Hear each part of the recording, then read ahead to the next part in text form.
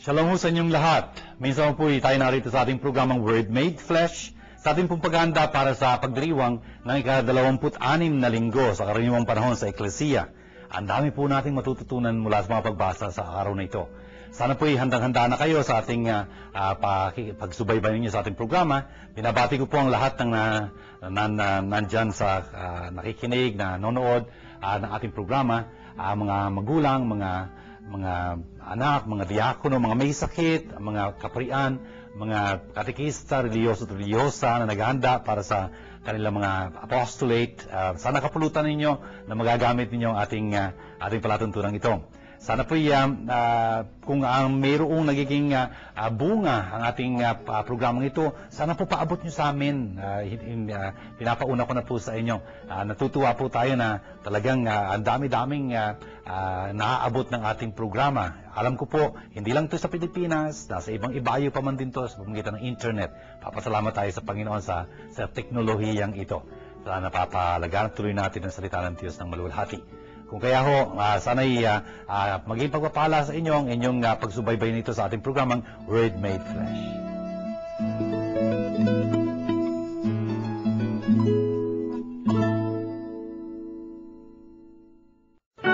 Word Made Flesh is glad to invite you to attend the Bible study lessons with Father June Lingad, SDB.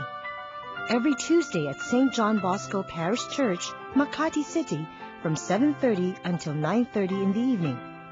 Every Wednesday at Santo Niño Chapel, Greenbelt, Makati City, from 7:30 until 9:30 in the evening.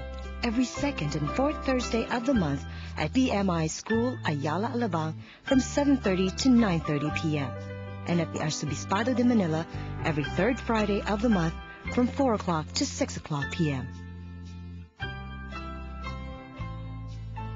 Ang Word Made Flesh ay masayang nakikibahagi at malugod na sumusuporta sa pondo ng Pinoy.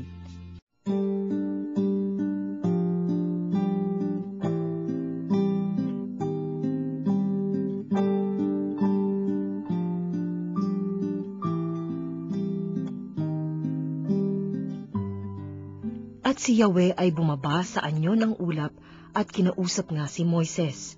Ang 70 matatanda ay binhaginan niya ng espiritu tulad ng ibinigay niya kay Moises. Sila'y napuspos ng kapangyarihan at nagpahayag noon, ngunit hindi na nila inulit. May naiwang 2 matandang lalaki sa kampamento. Eldad ang pangalan ng isa at yaong isa'y Medad.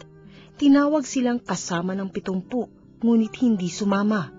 Gayunman, binahaginan din sila ng espiritu ni Yahweh. Kaya sila'y nagpahayag na roon. Nakita pala sila ng isang binata at patakbo itong nagpunta kay Moises. Sinabi niya, sina Eldad at Medad ay nagpapahayag sa kampo. Dahil dito, sinabi ni Josue na anak ni Nun at katulong ni Moises, bakit di ninyo sila sawayin? Ngunit sinabi ni Moises, nangangamba ka bang ako'y mababawasan ng karangalan? Mas gusto ko ngang maging propeta ang lahat ng Israelita at mapuspos ng espiritu ni Yahweh. Ang ating pong unang pagbasang narinig ay galing sa aklat ng mga bilang. Ito po yung ika-4 na aklat sa Biblia, one of the books of the Pentateuch. Pentateuch ho, Pentateuchos, ibig sabihin 5 volumes. Penta means 5, hindi ba? Tapos ito hong Torah ang tawag ng mga Hudyo dito sa Pentateuch na ito. At binasa po natin ang ika-11 kabanata nito. Ano ba yung tagpong ito? Si Moises ho ay talagang ang tagapagsalita ng Diyos. Ano ho? Tapos ho, ang layunin ng Diyos ay talagang magkaroon siya ng mga katulong sa pamumuno sa bayan ng Diyos. Kasi can you imagine, kung si Moises lang ang kikilos doon, siya magpapasya ng lahat ng mga alitan nila, mga tinatanong nila, ay talagang wala nang mangyayari sa buhay niya. I mean, he cannot cope up. Ang dami-dami ho nila. Libo-libo ho yung ngayon eh. Kung kaya nga, may tutulong ho sa kanya. 70 katao. Yun.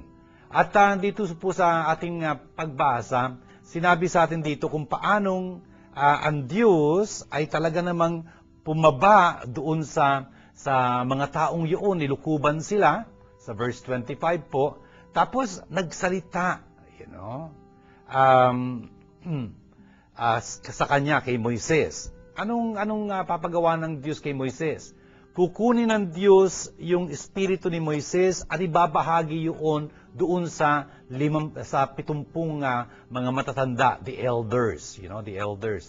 Kung kaya nga, ano nangyari? Nanaog ang espiritu, nilukuban ng espiritu, yung mga matatandang yun, the elders, at sila'y nag-umpisang, mag-prophesy, humula.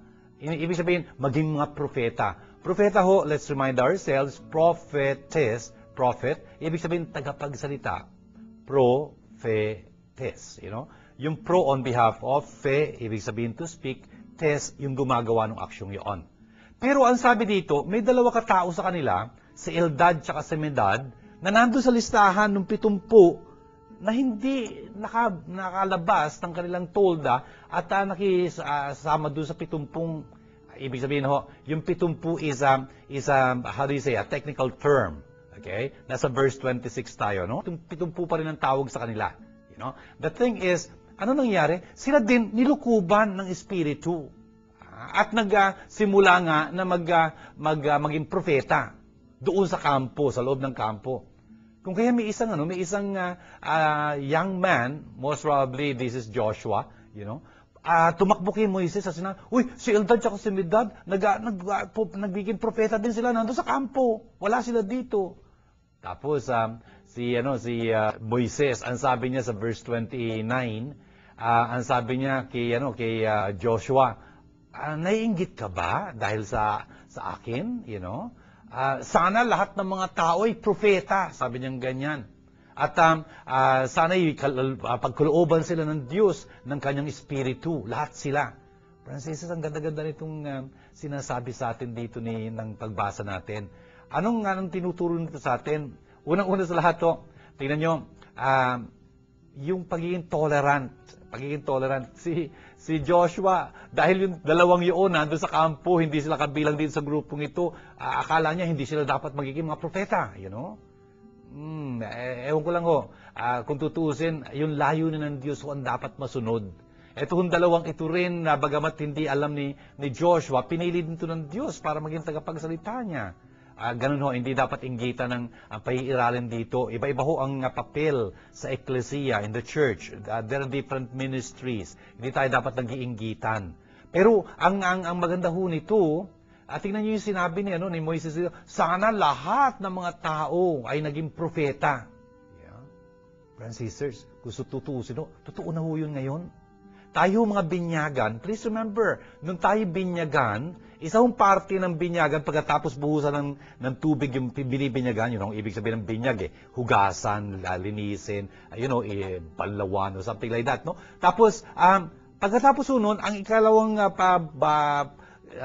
doon sa ritual na gagawin ay yung pagpapahid ng langis dito sa bambunan, sa tuktok nung binibinyagan. Pinapahiran langis.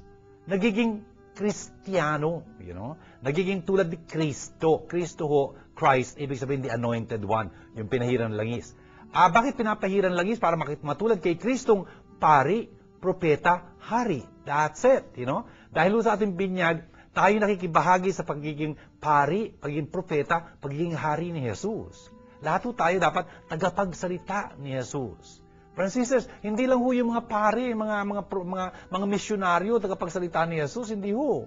Lahat ho tayo, mga magulang, for example. Bawat isa sa inyo, propeta ho dapat sa inyong mga pamilya. Kayo dapat nagpapaalingaw-ngaw sa kanila ng turo ng eklesiya, ang turo ni Jesus. Kayo ng mga tagapagsalita niya. At bawat isa ho sa atin, kung tutusin, sa kinaroroonan natin, tayo dapat na nagsasalita, sa ngalan ng Panginoon, para sa ating mga nakakasalamuha, mga kaparkada natin, mga kaibigan natin, mga katrabahador natin, siguro ba sabi, Father, hindi ko alam kung paano sasabihin, kung anong sasabihin ko, hindi ako marunong magsalita, etc. ganyan.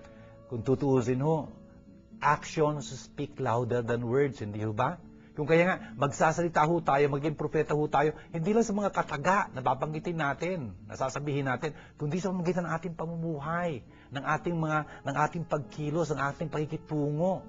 Ang lakas-lakas hong mensahe noon. Wala ho tayong sinabing kataga, pero nakita nila yung kabutihan natin, yung pagiging mapagdamay natin sa kapwa natin pagka nangangailangan sila ng tulong, yung ating pagiging mapagpatawad, yung ating sigla, Ay, naku, talaga hong mga magiging mga propeta tayo. Brothers and sisters, sana matutunan natin ito.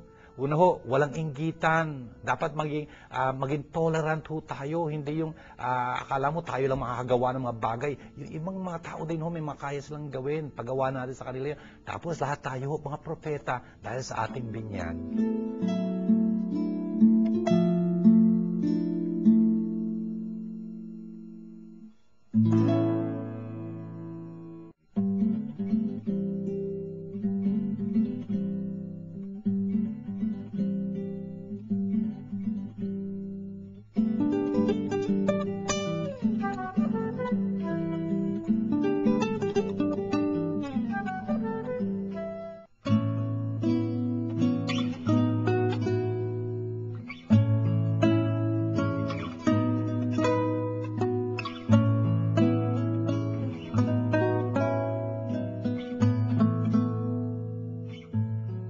Pakinggan ninyo ito, kayong mayayaman.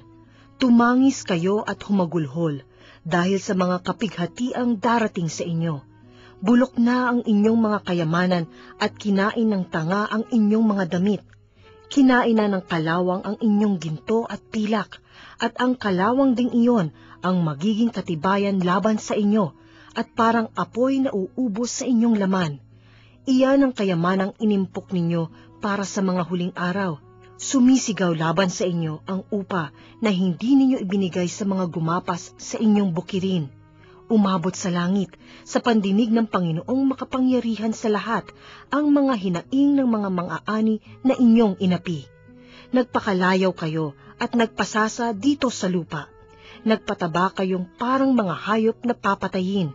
Hinatulan ninyo at ipinapatay ang mga matuwid. Hindi sila lumaban sa inyo. Atin pong narinig sa huling pagkakataon, ito hong pagbasa natin mula sa sulat ni Santiago. Sa mga nakaraan hong mga linggong ito, atin ho siyang pinakikinggan. Ang gaganda ho ng kanyang tinuturo, practical na practical, down to earth talaga. Yung pagkilos ng isang Kristiyano sa kanyang lipunan. Brothers and sisters, dito po sa ating ikalawang pagbasa mula kay James, chapter 5 ho, ito na ho yung huling-huli niyang kabanata Yung first 6 verses ito, anong tinutukoy niya dito? Ang sabi niya dito sa ating pagbasang ito, hinahamon niya yung mga mayayaman. Pakinggan ninyo ito, kayong mayayaman. Anong pakikinggan nila? Ang sinasabi sa kanila, manangis kayo dahil sa malapit ng pagdurusang sasapitin ninyo. Weep and wail over your impending miseries. Talagang magkakaroon sila ng talagang pagdurusang sasapitin. Tapos sinabi niya, ang inyong kayamanan nabubulok na. Ang inyong mararangyang mga damit talaga namang kinain na ng tanga. Yung inyong mga ginto't pilak ay talagang nangangupas na. Sabi niya ganyan. At yung pangungupas na yon ay magiging patutuo laban sa inyo. Brothers and sisters, tingnan nyo. Bakit nga ba magiging patutuo yung mga pangungupas na yon, na yung corrosion na yon ng kanilang ginto't pilak? Pagka ho yung pilak at yung ginto nag-corrode, ibig sabihin hindi nagagalaw. Imbis ho na nakatutulong sa kapwa yun, talaga namang, nabubulok na lang doon, nangangalawang na lang doon. Kasi ho hindi ginagamit. Tapos hindi lang iyon, sasabihin niya, itong mga salapinyong ito ang lalamon sa inyong mga laman tulad ng apoy, sabi niya ganyan. Tambak kayo ng napakaraming yaman para sa mga huling araw, sabi niya ganyan. Tapos meron ho tinutukoy dito sa verse 4 na medyo matindi ho ito. Sabi niya, tingnan ninyo, yung mga sweldo, yung mga sahod na hindi nyo pinagkaloob sa inyong mga manggagawa na nagagapas ng inyong mga bukirin ay talagang humihiyaw sa Diyos at naririnig ng Diyos, dumating sa kanyang pandinig, sa kanyang tinga, yung paghiyaw na yun ng inyong mga manggagapas, sabi niya ganyan. At kayong namuhay dito sa lupang ito sa buong karangyaan at pagpapasasan ganyan, Nako, kayo para pang pinataba ang mga puso para sa araw, ng pagkatay, sabi niya ganyan. Talaga namang kinundena ninyo yung at talagang pinaslang yung mga matutuwid. Ay nako, walang magawang paglaban sa inyo dahil ang lakas-lakas ninyo. Friends and sisters, medyo matitindi ho itong mga katagang binitiwan dito ni Santiago, no? Ganun ho itong tono nitong sulat na ito. In fact, narinig ho natin sa mga nakalipas na mga panahon na sabi niya, yung mga mahihirap, ay, kayo ang pinili ng Diyos. Yung mga dukha, kayo ang pinili ng Diyos upang yumaman sa pananampalataya. Friends and sisters, hindi ho tayo dapat mainggit sa mayayaman. Hindi ho. Ang laki ho ng problema nila kung tutuusin. Pagka wala kang pera, may problema ka rin. Pero makaaasa ho tayo sa Diyos. Ayun ang mga taong umaasa lang sa kanilang kayamanan, naku, talagang masaklap ho ang sasapitin ng mga iyon. Brothers and sisters, tingnan nyo, dito sa mga pagbasa natin ito, hindi naman ho binabatikos ang mayaman dahil sa mayaman siya. Hindi, yung yaman ho, hindi yun ang masama dun eh. Ang masama ho dito, talagang yung yaman na ginamit dapat gamitin, bilang hagdan patungo sa Diyos, naging hadlang. Hindi sila nakalapit sa Diyos, nabaku sila, nandun sila, nabaku sila dun sa kanilang kayamanan, hindi na ho sila nakalapit sa Diyos. Imbes na yung kayamanan dapat nagamit nila sa pagtulong nila sa kapwa nila, at sa ganung paraan talagang nagkaroon ng silbi yung yaman na yun, at tuloy talaga na naging, paraan sa kanila sa pagtungo sa Diyos, kasi yun ang layunin ng Diyos. Kung kaya pinagkatiwala sa kanilang yamang yun, ay nako, ginamit lang nila sa kanilang mga sarili yun. Yung mga dukha na pagkaitan, hindi lang yun. There was even an injustice that was mentioned there in verse 4, na yung mga sahod na dapat ibinigay, hindi binigay, pinagkait. Siguro pinatutubo pa sa ewan ko, sa time deposit or something like that. Teka muna, sinasabi dito ni Santiago, yung ganong pagkilos, naku, humihiyaw ho yun sa Diyos, at hindi pwedeng hindi marinig ng Diyos yun. Diringgin ng Diyos yun, at ipagtatanggol niya yung mga dukhang yun. Brothers and sisters, yun mayayaman, lalo na yung mga may kayang nakikinig dito o nanonood dito sa ating palatuntunan, sana ho mapag-isip-isip tayo nito. Tandaan natin, we are just stewards, Tayo mga katiwala lang, pinagkatiwalaan lang ng nasa atin. Alam ako natin yun. Ang yaman ho na nanakaw, nasusunog, nawawala. Talaga. Wala kang kalaban-laban doon pagka nagano. Kaya napakita lang sa iyo, ikaw, tagapangasiwa ka lang yan. Hindi iyan, And please remember, brothers and sisters, magsusulit tayo, sa wakas. Ay, hindi natin dapat kalimutan yun. And so, tandaan ho natin, yung pagsusulit natin ay tungkol sa pinangasiwa sa atin. Hindi yung pinangasiwa sa iba. We will be asked what we were, entrusted with, and we will have to answer for that. Responsibility, ability to respond. Yung mga mayayaman, pinagkatiwalaan sila na malaki. Naku, malaki rin naman ang hihingin sa kanila. Francis, ganun ho yun. Jesus said that way, Those who have more will be given more, right? But more also will be demanded from them. And so, sana ho dito sa pagbasa natin ito, talagang mapaalalahanan tayo. Bawat isa ho sa atin, meron tayong sariling pananagutan. Pero lalo na yung pinagkatiwalaan ng marami, yung mga mayayaman, Hindi ho enough ang minimum wage. Hindi ho yun ang turo ng eklesiya. Ang turo ng eklesiya, just wage. Just wage. How much is that? What is that? Ay, naku, dapat itong pag-usapan yun. Hindi porket, ito ang nasa batas. Something legal doesn't mean that it is moral. Ayan, pinahintulutan yan. Yes. Pero pagka ho pinag-isip-isipan natin ito, naku, yun hong kayamanan ay para sa lahat. Hindi ho para sa kukunti lamang. Hindi ganon yun. Lalo na kung Kristiyano tayo. Please understand, Kristiyano tayo. Dapat natututunan natin yung mga turo mula sa Biblia, hindi kung sino-sino lang mambabatas o whatever. Meron silang sarili nilang mga interes. Pero yung interes ho natin, dapat ang kalangitan, ang salita ng Diyos ang magdadala sa atin doon.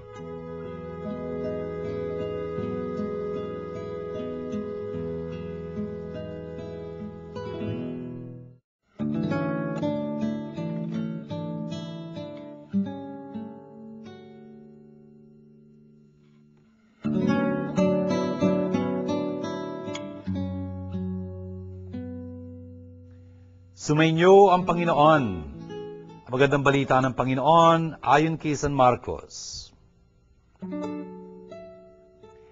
Sinabi kay Jesus ni Juan, "Guro, nakakita po kami ng isang taong nagpapalayas ng mga demonyo sa pamamagitan ng pangalan mo, at pinagbawalan namin sapagkat hindi natin siya kasamahan."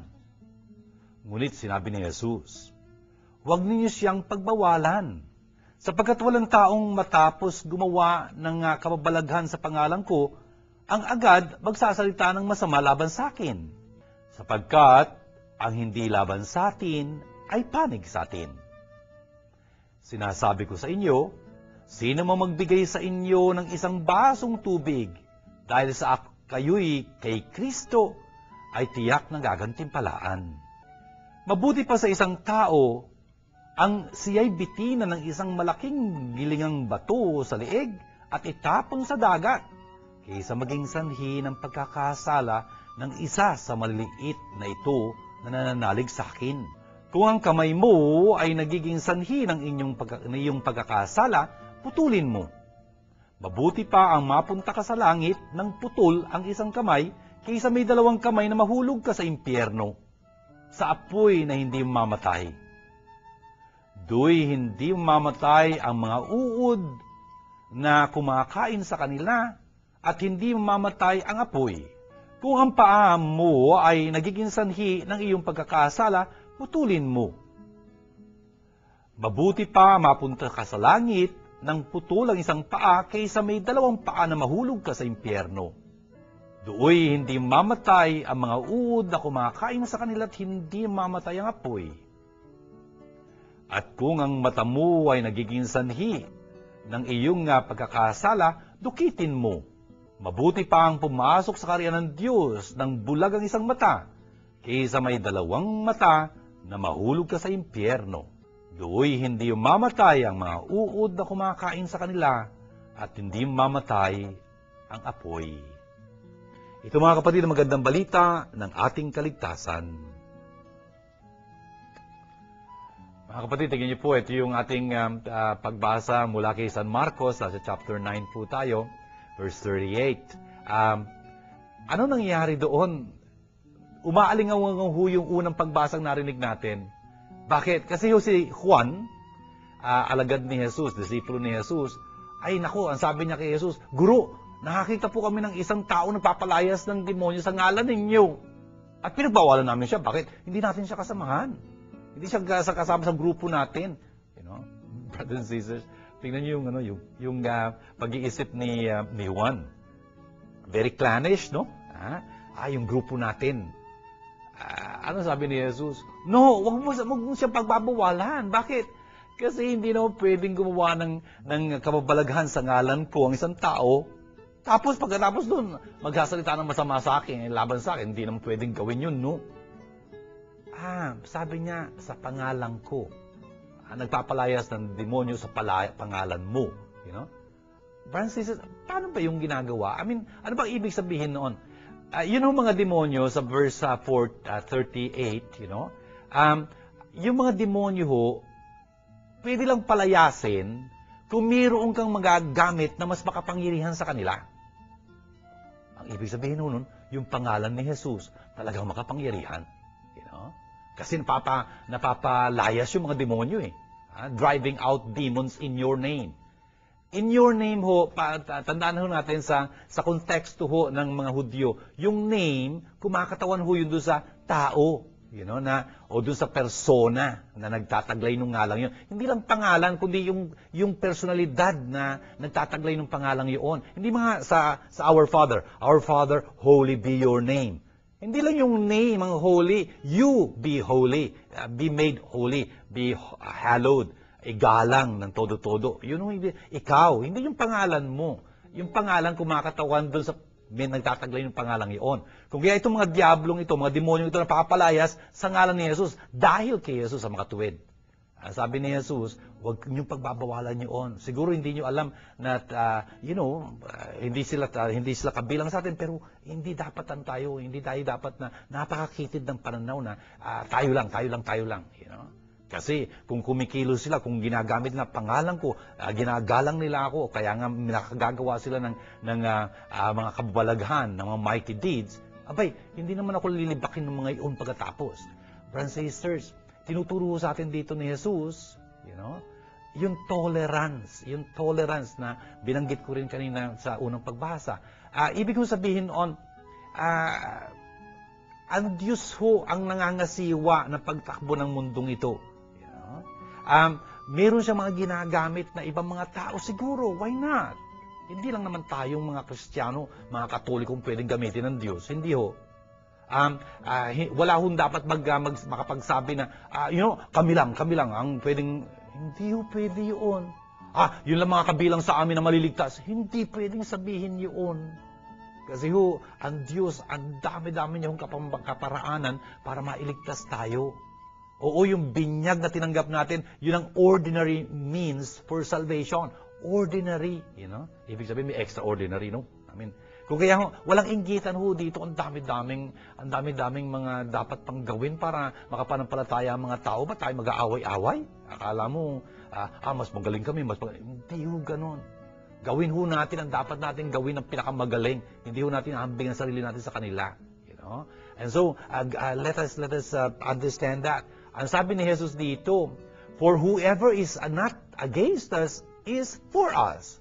Ganun yun, si San Pablo, meron siyang, for example, sinasabi sa sulat niya sa mga taga-Filipos, chapter 1, verse 18. Ang sabi niya, what difference does it make as long as in every way, whether in pretense or in truth, Christ is being proclaimed. Yun ho ang importante, na maipahayag si Kristo, mapalaganap ang kaharian ng Diyos. Yun ho ang importante. Hindi ho kung sino-sino hindi. At pasalamatan ho natin ng Panginoon, ginagamit niya tayong mga Kristiyano, tayong mga Katoliko, sa pagpapalaganap ng kanyang kaharian. Magpasalamat ho tayo doon. Kung may gagamitin pa siyang iba, pasalamatan din natin ng Panginoon. Wala ho inggitan. Verse 41 ho, ang sabi dito anyone who gives you a cup of water to drink because you belong to Christ, amen, I say to you, will surely not lose his reward. Tingnan niyo, brothers and sisters, isang baso ng tubig, Of course, kay St. Matthew, may qualification ho yun sa chapter 10, verse 42 ni Matthew, gives you a cup of cold water, parang ganyan. Bakit nga ba water, kasi ho, if you understand, yung mga nagbabiyahe ho noon, ng mga kapanahunan ni Jesus, wala hong kotse noon, wala hong train, wala hong aeroplano, lakad ho yan, katakot-takot na lakaran yan. And you can imagine, you can get thirsty, Kung kaya nga, yung mag-alay ng isang basong tubig na ganyan, naku, ang laking bagay nun. Lalo na kung ang pinag-aalayan niya at ginagawa niya pag-aalay na yun dahil kay Kristo, kay Kristo. You know what, Francis, I got a very beautiful story about this. I heard it from the mouth of the person who was concerned. Ito ho yung aking novice master, si Father Jose Luis Carreño. Nasa India ho siya noon. 32 years ho sa India. Nagbabiyahe siya minsan sa isang tren. Ang init ho nun. Noong those years, walang aircon talaga. Sa India ho medyo mainit, as you understand. The point is, kasama niyo doon sa compartment, alam niyo kung sino? Isa hong Brahmin.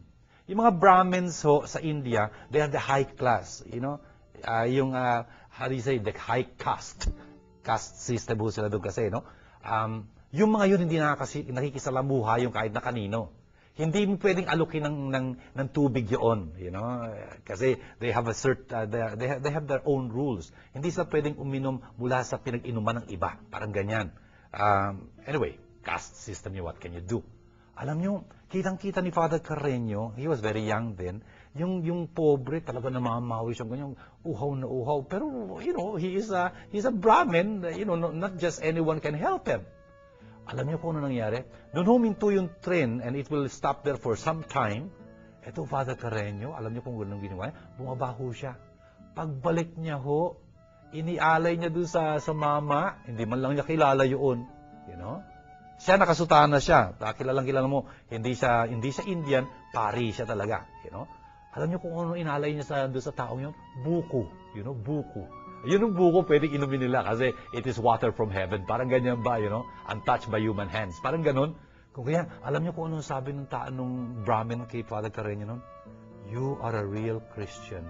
Wow, Kasi ginawa niya ng kabutihan yun. Di man lang niya kilala yun. Pero alam niya nangangailangan. Kung kaya, inalay niya yung yun. In the name of Christ, of course, he's a Christian. And this person will recognize that. You are really a Christian. Wow, Ganun ho yun. Sana ho, napakaliit yung mga bagay nitong pwede natin gawin para patunayan natin ang ating pagiging Kristiyano. You don't have to have millions in order to be able to help, Sometimes you can help not just with money, with your time, For example, may mga tao ho talaga na siguro they will appreciate so much na mabisita sila. Bakit? Nasa hospital sila may sakit o kaya nasa bahay sila may sakit. Hindi ho presents ang kailangan. Yung mga handog ba presents? Ang kailangan la presence. You're being with them. It can be very beautiful. Yun ang pangako ni Jesus. Ano man maliit na bagay na gawin nyo. Dito ho, tubig ang binanggit niya kasi context nila yun, Pero yung pangangailangan na pwede mo ibigay sa taong nangangailangan, ano man yun, hindi ho sinusukat yung laki. Hindi ho ang sinusukat doon yung pagmamahal with which you give it. You can give a small thing with a lot of love, or you can give a big thing without love, It doesn't make sense pagkakataon. Tapos, he starts in verse 42 saying something very, very important. Ano sabi niya dito? Sino mang maging iskandalo sa pinakamaliit kong ito, cause to sin. Yan ang ibig sabihin ng scandal. Scandal ho, by the way, is a small stone. Skandalon in Greek means a small stone. Hindi mo nakita, napatid ka tuloy. Yun ho yung ibig sabihin ng scandal, kinatitisuran, parang ganyan. Ang sinasabi dito ni Jesus, ay talagang sawimpalad yung taong ganoon, na naging sanhi ng pagkakasala ng mga maliit na ito, na nananampalataya sa akin. Mas mabuti pa sa kanya, na bitinan siya sa liig ng isang malaking gilingang bato, at itapon sa dagat. Brothers and sisters, ewan ko kung naintindihan natin itong image ring ito. Doon ho ngayon ho, sino sa inyo nakakita ng gilingan? Ewan, Kasi ang ginagamit natin, electric na lang talaga, itatapon mo na doon. Paglabas, giling na giling na Pero nung unang panahon, yung mga gilingan, it's either the hand, how do you say, ang gamit mo ikaw mismo, ang nagigiling, yung bato ho, lalagay mo yung gigiling mo sa gitna, tapos batong nakapato, tapos ikaw mag-iikot nun.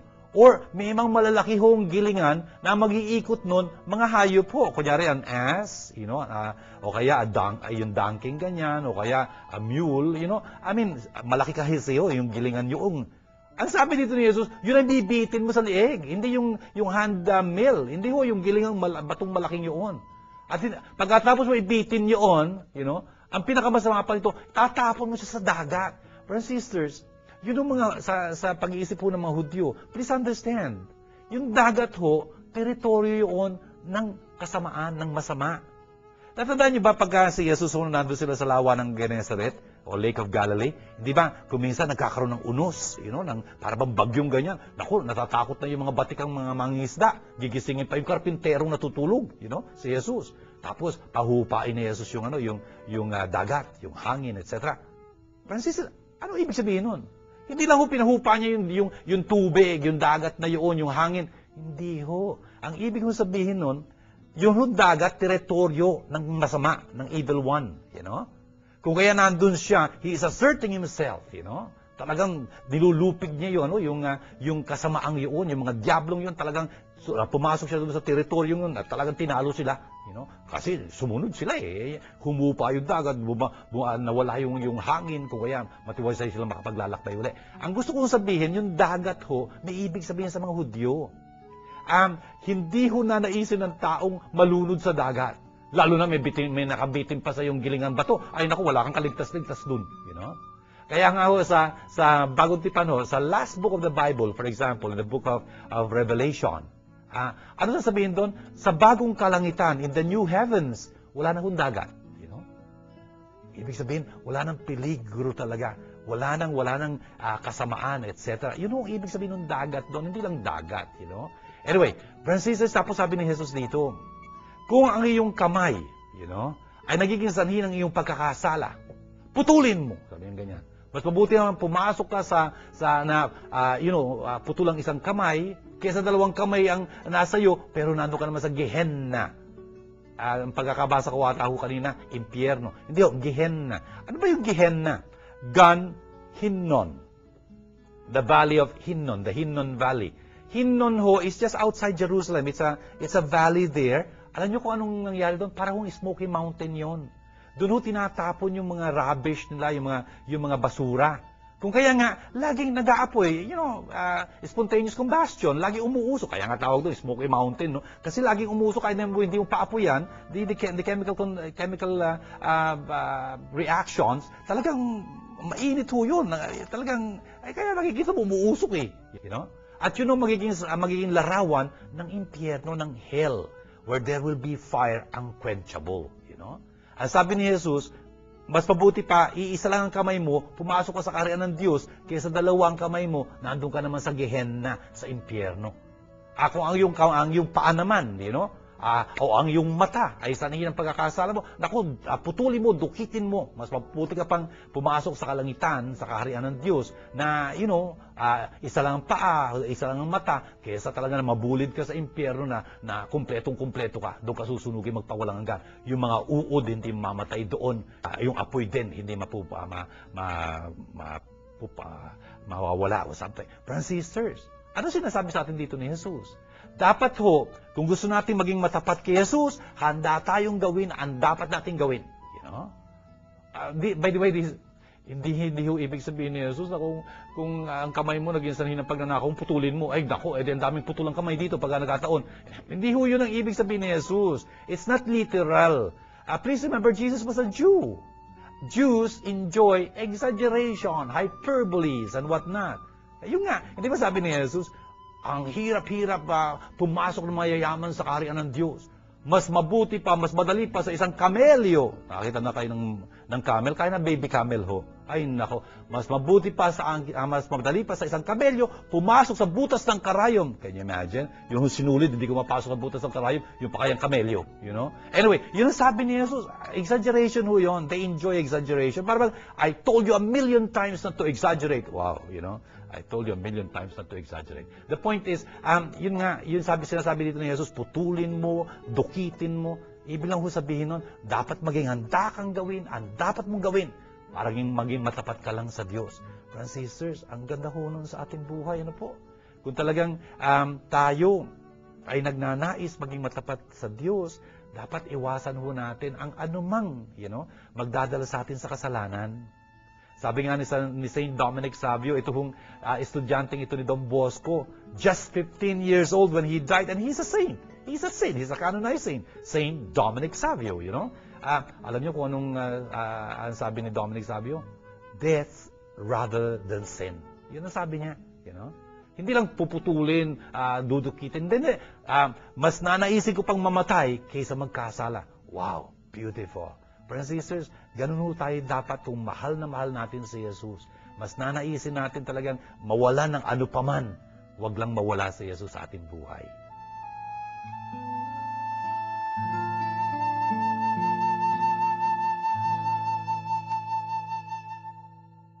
Congratulations! We joined the Archdiocese of Manila in thanking God for Bishop Broderick Espabilio, D.D., Auxiliary Bishop of Manila.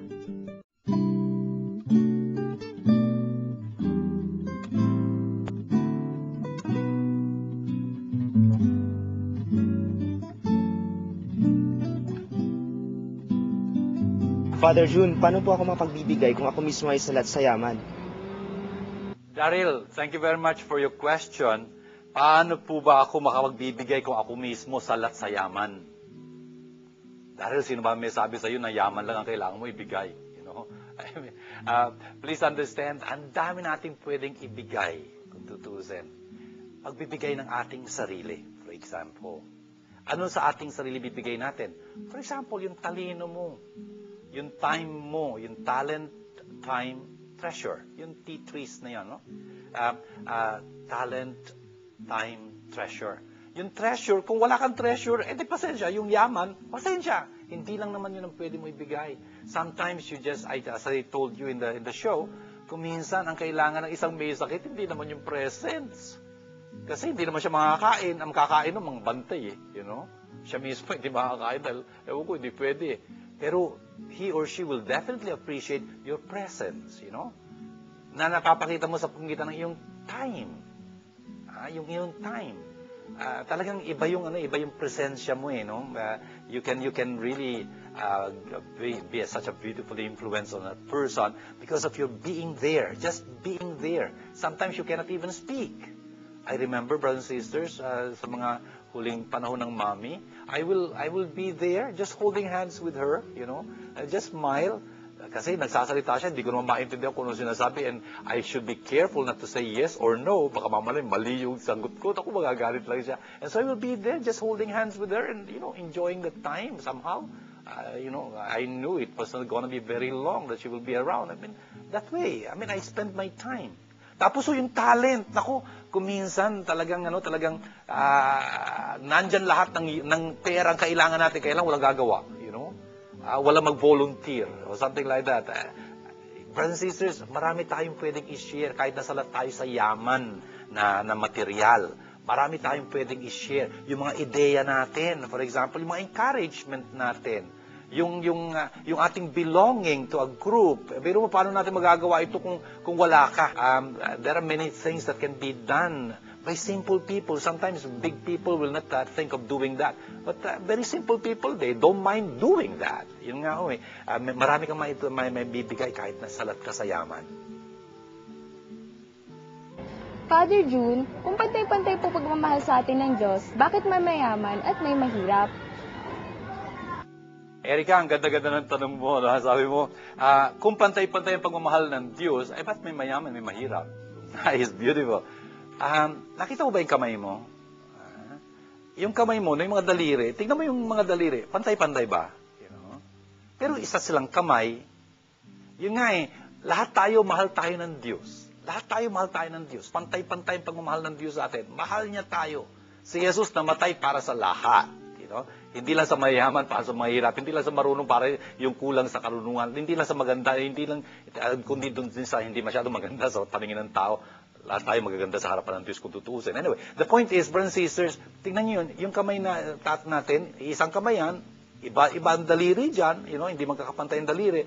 Can you imagine kung pantay-pantay ang daliri natin? Ako, ewan ko, paano ka makakahawak ng pag, you know, ang labo, no? Hindi ko ata matitignan yung kamay ko kung pare-pareho ang daliri ko, you know, sana hindi mangyari yun. The point is, the thing is, brothers and sisters, ganun tayo. Mahal tayo ng Diyos, hindi niya pinagkatiwala sa atin ng pare-pareho yung mga bagay-bagay. Bakit? Alam niya, you know, kung ano mas makabubuti sa atin. Siguro gusto mo na isang kotse, no? Alam mo, hindi napakarunong ng Diyos pagka binigyan niya ng bawat isa ng kotse. Ako, ang dami siguro bungguan, you know? Grabe, hindi ka pa lumalabas ng garahe mo, nakabunggu ka na. Kasi hindi mo kaya mag-drive, you know. Salamat sa Diyos, hindi ka binibigyan ng isang kotse. Hindi masama yun, tingnan mo. Hindi niya binigay sa iyo. Sa iba, binigay niya. Bakit? Kasi yung ibang yun, maraming gagawin yung para sa Panginoon. Kasi kung marami kang pupuntahan, paglilingkuran mo para sa Panginoon, mas magaling kung may sasakyan ka kaysa maglalakad ka lang, ano. You know? Yun nga, iba-iba yung palakad ng Diyos kung tutusin. Pero pantay-pantay yung kanyang pagmamahal sa atin. We are all equal. We are not the same. That's true. That's true. Salamat sa Diyos, you know. Meron siyang layunin para sa bawat isa sa atin. Basta tandaan mo, you know, mahal ka ng Diyos, anong man ang binigay niya sa iyo. At yun lang ang susulitin niya sa iyo. You will only be held accountable for what He gave you. Huwag na natin paglasaan yung ibang mga bagay kasi ang laking problema ng pagka-nagkataon. Hindi mo lang alam kung anong nangyayari sa'yo. But anyway, nakakita ka naman ng mayayaman, for example, watak-watak ang pamilya. You know? Talaga kanya-kanya ng lakad.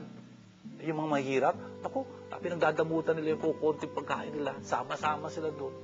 Yun nga malaking bagay yun. You cannot buy that with money. You know? Anyway, pantay-pantay ang pagmamahal sa atin ng Diyos.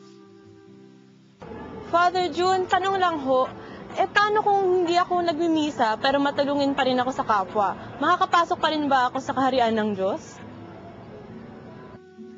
Amihan, ang ganda-ganda ng pangalan mo. At saka yung tanong mo rin, ang ganda. Sabi niya kasi, hindi ako palasimba, hindi ako madalas magsimba, pero matulungin ako sa kapwa ko. Papapasukin ba ako ng Diyos sa kanyang kaharian? You bet, you know. Pero teka muna, huwag natin pag-awayin yung pagsisimba at pagtulong sa kapwa, ha? Kung nagsisimba ka, dapat talaga maging matulungin ka sa kapwa mo. At tatandaan niyo ito, pagka sabi mo, matulungin ka sa kapwa mo, hindi tatagal yun. Pagka wala ka sa Diyos, kung hindi ka tutulungan ng Diyos, maisagawa mo pa yun. Kasi you give up sometimes, eh. You know? Or you will give up at a certain point. Bakit? Kasi you don't understand anymore. Why? You know? Tinutulungan mo, tapos kakalabanin ka. You know? Yun nga eh. Pwede mangyari yun. Pwede mangyari yun. Kung kaya, we got to be very careful about comparing it like that. Walang masama sa pagbibigay, pagiging mapagbigay. No, it should be very beautiful. Masama yung hindi nagsisimba. Bakit hindi ka nagsisimba? Siguro hindi ka nagsisimba dahil hindi mo lang alam kung anong misa. That's true. Sometimes we don't manage to catechize our people too well. You know? Pero kung naintindihan mo lang kung ano ibig sabihin ng misa, talagang, you know, hindi mo paalampasin yung pagkakataon magsimba. Ang importante dito siguro, mas makilala mo panlalo si Jesus. When you come to know Jesus and love Him more, you'll understand what the Mass is all about. It's a privilege to be able to celebrate the Holy Mass. You know? It's a real privilege. And so, in terms of friendship, sana, kung nakikita mo yung pagiging Kristiyano bilang kaibigan ni Jesus, makikita mo kung gaano kahalaga yung misa. At doon sa misang yon, magmumula yung iyong pagnanais, makatulong talaga at makatulong ng lubusan sa iyong kapwa. Hindi magkatunggali yung dalawang yon, dapat pagsamahin yon. Ang pinakaugat, yung iyong pagiging malapit kay Jesus, the Mass.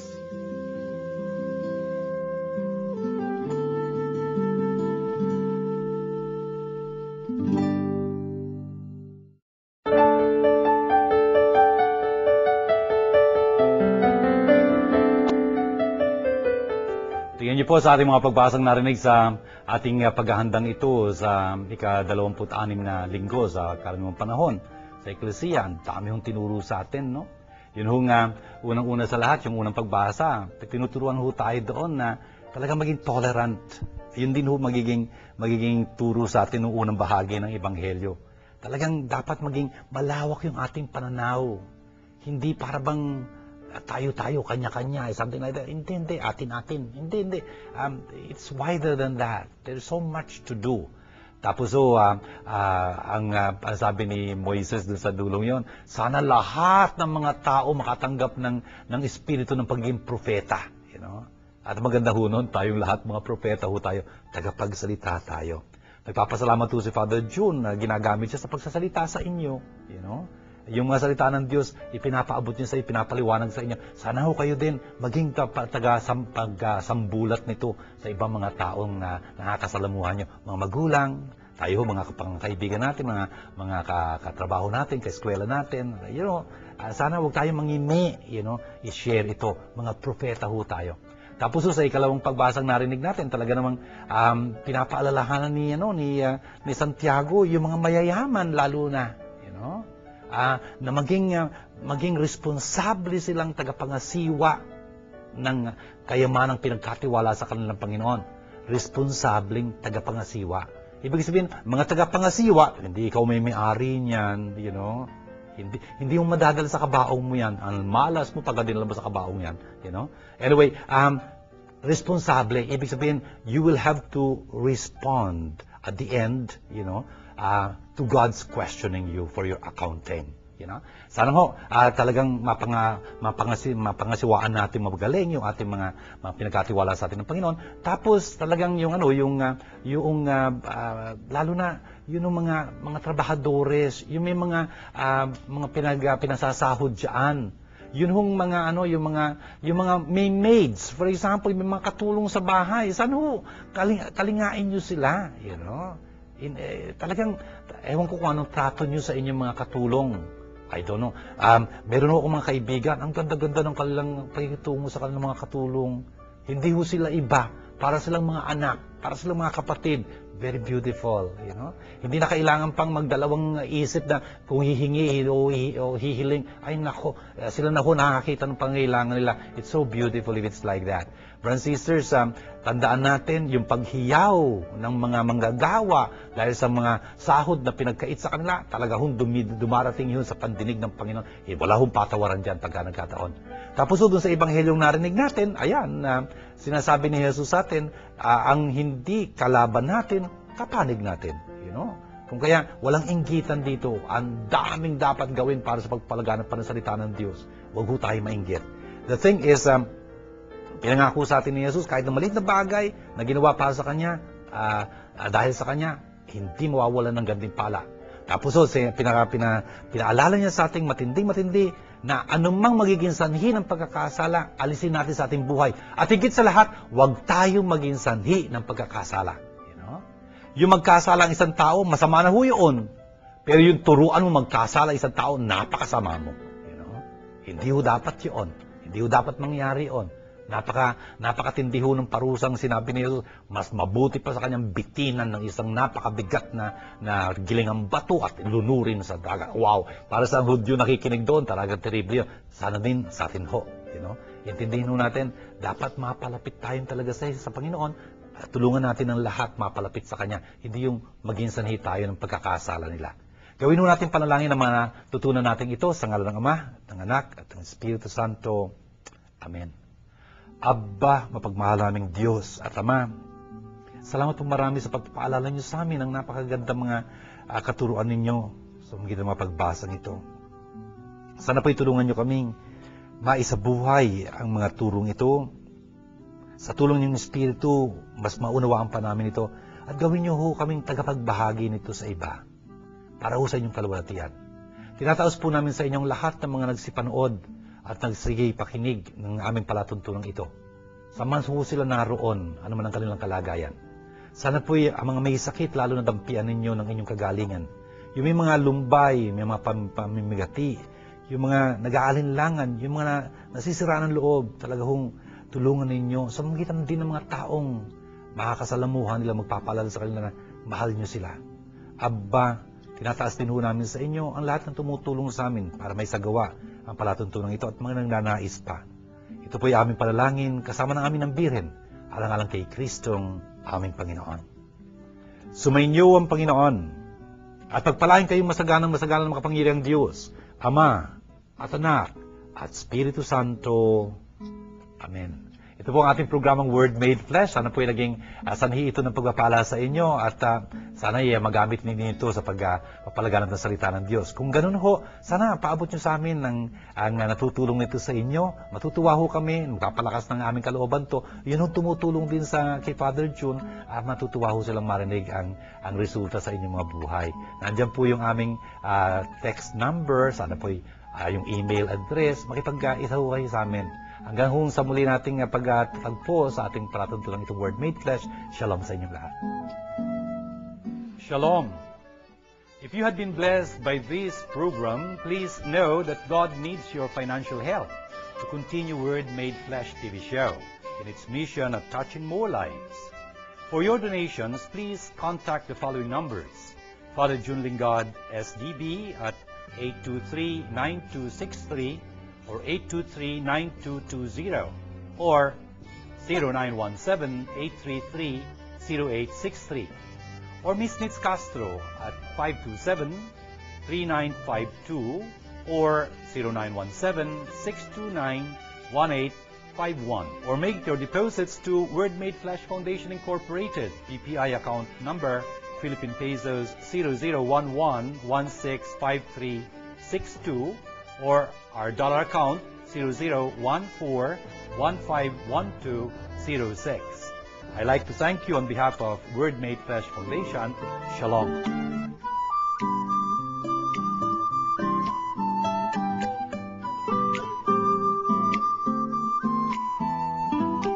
This program is brought to you by God, the Word Made Flesh.